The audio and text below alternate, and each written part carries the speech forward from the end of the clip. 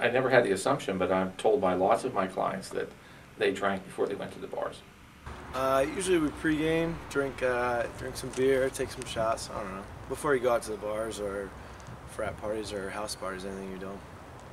Normally try and drink a little more than you should, so that by the time you get to the bars, you haven't sobered up that much and you can run to spend the money. Yes, I ask them how much they've had to drink, and they'll say, well, I had this much at the Skeller, but before I went out, we drank at somebody's apartment or somebody's house.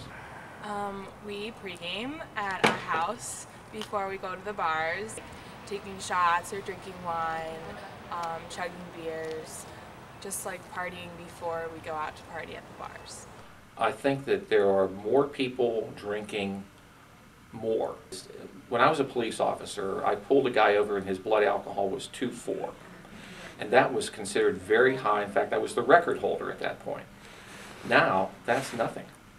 It's very common to see blood alcohol levels over 3. And I was talking to a police officer yesterday, and he said that the average blood alcohol level on the people they pull over now is 1.7. So more than twice the legal limit. Back then it was a lot cheaper. You could get beer for $1. We all drank. We drank in the dorms. We went to the bars, but it wasn't to the degree where everybody was passing out, didn't know where you were. And I thought we were good drinkers. We were nothing compared to this. I think my parents pre-gamed. I doubt it. I think it was a different time back then. I'd say it's a whole other culture we're in right now as opposed to our parents.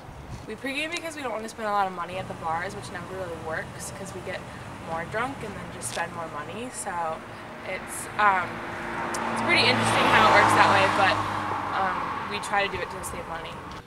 I don't know if it's the pre-gaming or if they're just drinking more at the bars, but I see more serious alcohol-related problems now in terms of the people that get injured or a young man falls down on the sidewalk. It's probably less healthy, I'd say, for sure. In